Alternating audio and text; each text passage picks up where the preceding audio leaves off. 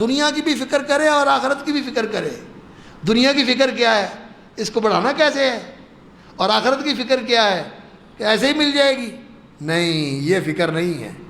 دنیا کی فکر یہ ہے کہ بندہ سمجھے یہ امتحان کی جگہ ہے اور یہ فانی ہے، یہ جا رہی ہے، یہ میرے ہاتھ سے بھاگ رہی ہے، اور میں نے اس کو قیمتی بنانا ہے اللہ کی فرما برداری کر کے، اور اس میں اپنی آخرت بنا کے۔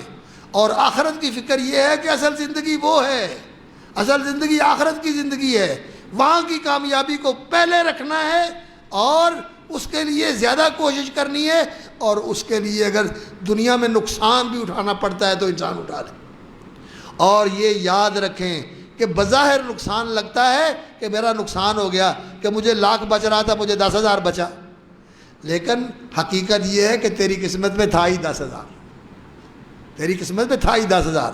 اور یہ جو تجھے 1,00,000 نظر آ رہا تھا نا، اگر ناجائز جگہ سے خرچہ آ رہا تھا، ناجائز جگہ سے ملتا ہوا نظر آ رہا تھا، اگر تیری قسمت میں ہوتا تو بندے کا امتحان ہوتا ہے کہ بندہ جلدی ملنے کے لیے بیتاب ہوتا ہے کہ مل رہا ہے بس لے لوں، اور حلال حرام کی تمیز نہیں کرتا۔ اگر قسمت میں ہے تو حرام طریقے سے جلدی مل رہا ہے اس کو لے لیتا ہے، لیکن اگر صبر کرتا تو یہی حلال طریقے سے بھی مل جانا ہے۔